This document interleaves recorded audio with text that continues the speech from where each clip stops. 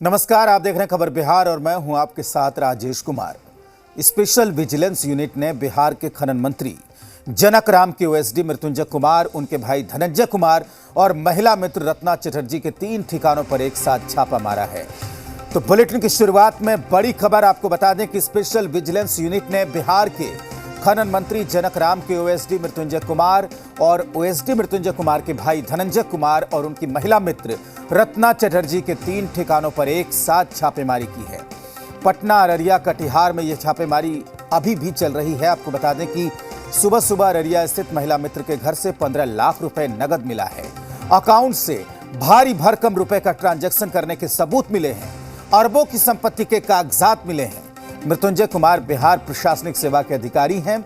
मृत्युंजय कुमार के भाई धनंजय कुमार और इनके महिला मित्र के नाम पर बिहार, पश्चिम बंगाल में अरबों की संपत्ति का पता चला है। तो आय से अधिक संपत्ति का ये पूरा मामला है और स्पेशल विजिलेंस की टीम पूरी कार्रवाई कर रही है।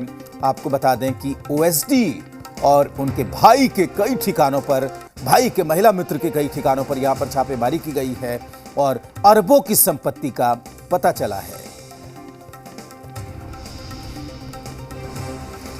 पटना, अररिया और कटिहार में विजिलेंस की यह कार्रवाई हुई है। आपको बता दें कि 3 ठिकानों पर स्पेशल विजिलेंस यूनिट का छापा पड़ा है।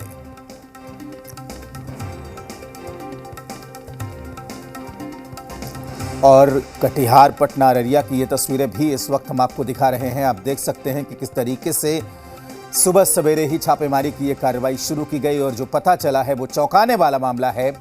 अरबों की संपत्ति का पता चला है। आपको बता दें कि ओएसडी मृत्युंजय सिंह, उनके भाई धनंजय और उनकी महिला मित्र रत्ना चटर्जी के अकाउंट में भारी रकम का पता चला है और करोड़ों के ट्रांजैक्शन की बात सामने आई है।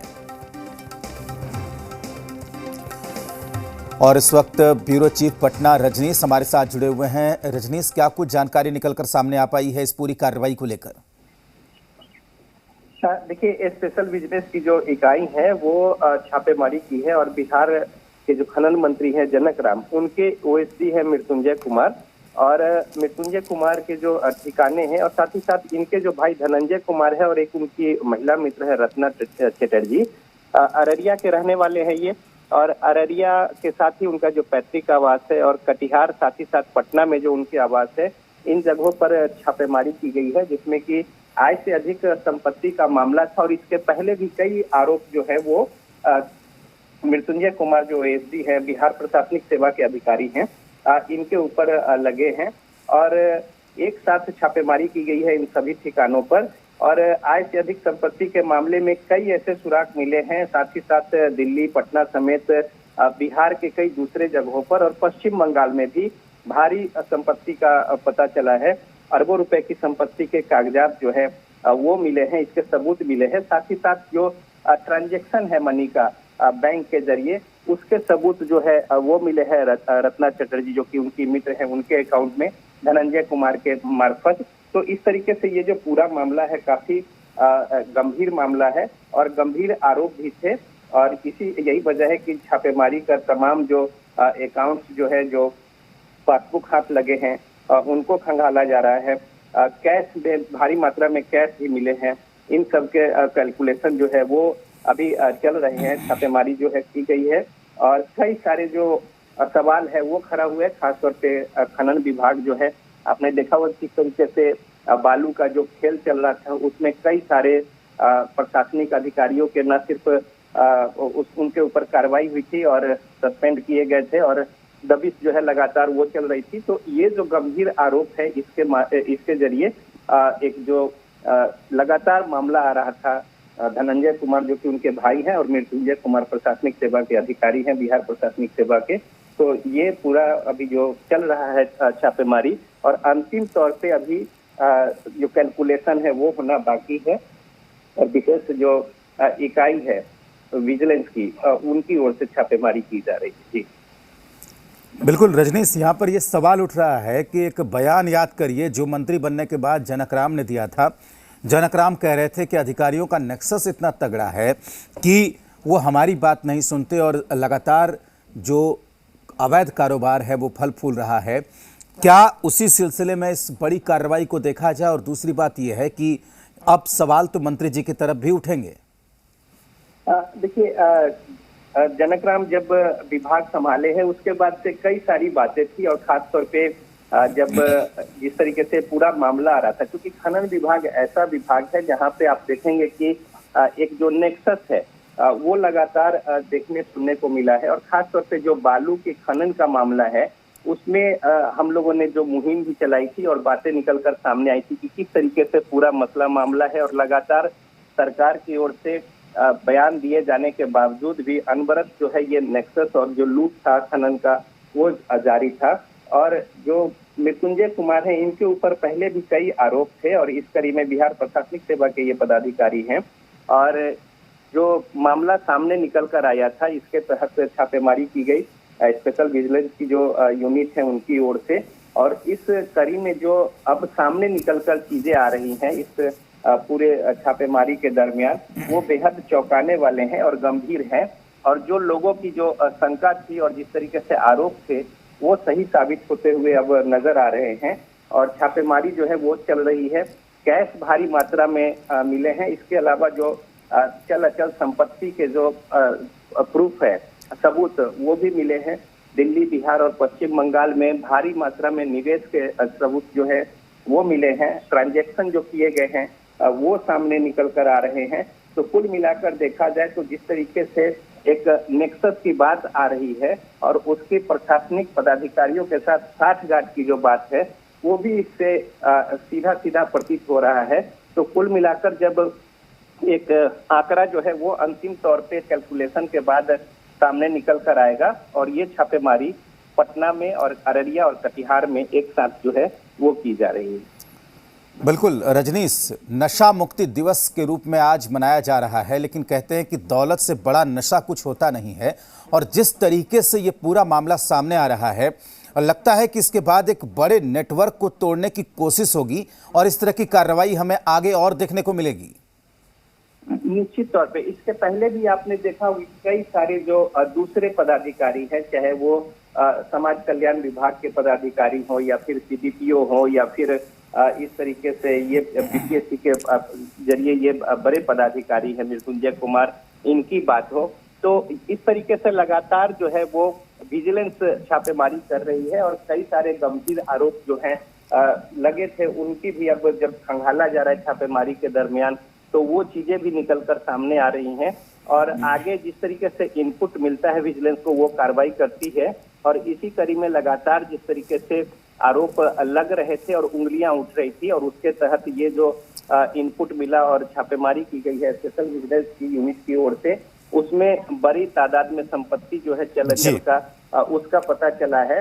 और आगे भी इस तरीके का जब मामला आता है, और साथ ही साथ देखिए जिस तरीके से अभी पूरा मसला मामला जो है आय से अधिक संपत्ति के मामले को लेकर वो अब ट्रांसपेरेंट होता जा रहा है। कई मामलों में डिजिटल हुआ है सारा कुछ सिस्टम जो है।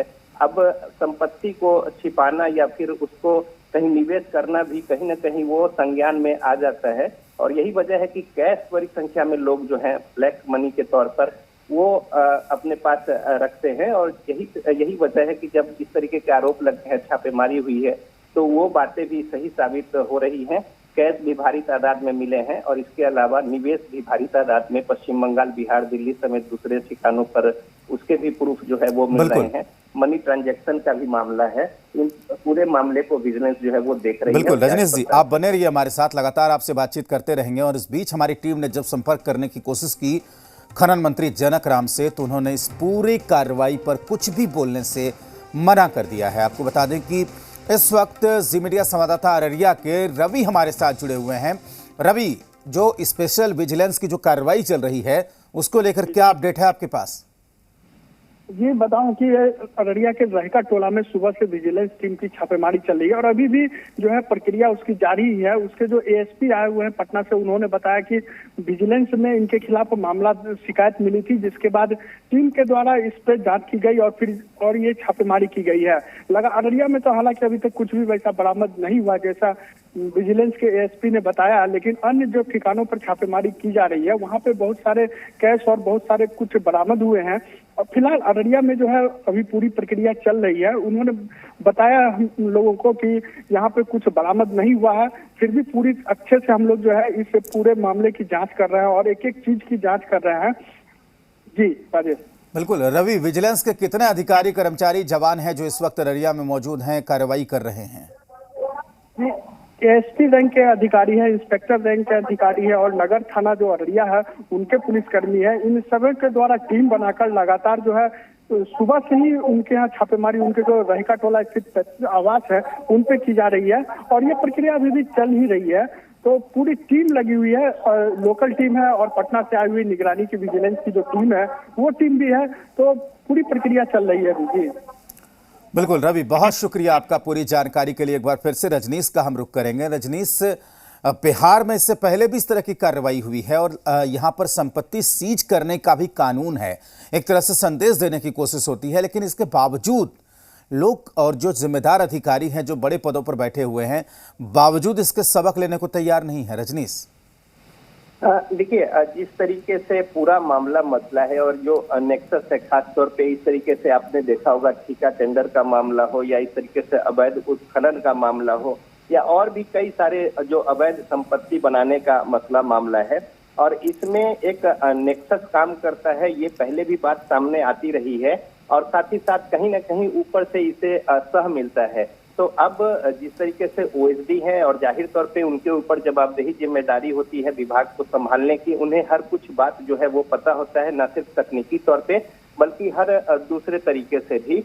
और यही वजह है कि जो सिर्फ एक नेक्सस बनाकर जो लोग काम करते हैं इसमें नीचे से ऊपर तक अवैध उत्खनन का मामला हो या दूसरे विभाग में दूसरे तरीके की बात हो, इसको लेकर अब आय से अधिक संपत्ति के मामले में जिस तरीके से आरोप सामने आते हैं उसमें छापेमारी हो रही है और उसमें इस बात के पुख्ता प्रमाण भी मिल रहे हैं। और न सिर्फ ये मामला, कई दूसरे बड़े पदाधिकारी हैं उनके ऊपर भी जो मामला आए हैं यहाँ पे, आर्थिक जो अपराध अनुसंधान है उनके पास, और वो भी कई दूसरे ऐसे अफसर अधिकारी हैं जिनके ऊपर उंगलियां उठी हैं, लेकिन संसाधन की कमी को लेकर उन्होंने पुलिस मुख्यालय को लिखा है कि क्योंकि उनके पास संसाधन कम है लिहाजा वो इन पूरे मामले को जांच करने में समर्थ नहीं है। लेकिन जाहिर तौर पे वैसे मामले मसले हैं और कई सारे लोग जो है इसके जद में आ रहे हैं और ये जो पूरा मसला मामला है इसका जब खुलासा होगा तो और भी कई दूसरे लोग जो है वो इसकी जद में आएंगे। तो बहरहाल अभी जांच खोजबीन जो है पड़ताल वो चल रही है और एक बड़ा मामला जो है वो निकलकर सामने आया है जो कि बेहद गंभीर है, जिनके ऊपर नीति नियंता है, जिनके ऊपर जवाबदेही जिम्मेदारी है सिस्टम को ठीक ढंग से सुचारू तरीके से चलाने का। अगर वो इस तरीके से भ्रष्टाचार में लिप्त हो तो जाहिर तौर पर फिर निगरानी कौन करेगा और उस पर टैबू कौन लगाएगा। लेकिन ठीक है, विजिलेंस की टीम को जो इनपुट मिले हैं उसके आधार पर अब ये कार्रवाई हो रही है। रजनीश जी, बहुत शुक्रिया आपका पूरी जानकारी के लिए। और जाहिर सी बात है कि जिस तरीके से ये पूरा मामला सामने आया है, अभी आने वाले समय में ये और पता चलेगा कि किस तरीके का नेटवर्क इस पूरे मामले में काम कर रहा था। अररिया के एसपी ने क्या बयान दिया है इस पूरे मामले को लेकर, आइए आपको वो सुनाते हैं। श्री मृत्युंजय कुमार ओएसडी खान एवं भू विज्ञान विभाग पटना के विरुद्ध आय से अधिक संपत्ति जमा करने का मामला दर्ज किया है। उन पर आरोप है कि सरकारी सेवा में रहते उन्होंने नाजायज ढंग से कुछ संपत्ति अर्जित की है जो उनके द्वारा प्राप्त वेतन से अधिक है और अन्य ज्ञात स्रोतों की तुलना में बहुत ही अधिक है। इस आरोप में उन पर आय से अधिक कुल 1,73,922 की संपत्ति गैर कानूनी और नाजायज ढंग से अर्जित करने के कारण एसपीयू कांड संख्या 004/2021 under section 13(1)(b) read with 13(2) read with 12 of PC act 1988 and 120(b) of IPC दर्ज किया गया है। ये मामला है। अभी इनके पटना और कटिहार स्थित आवास और अररिया स्थित आवास की छापेमारी की जा रही है।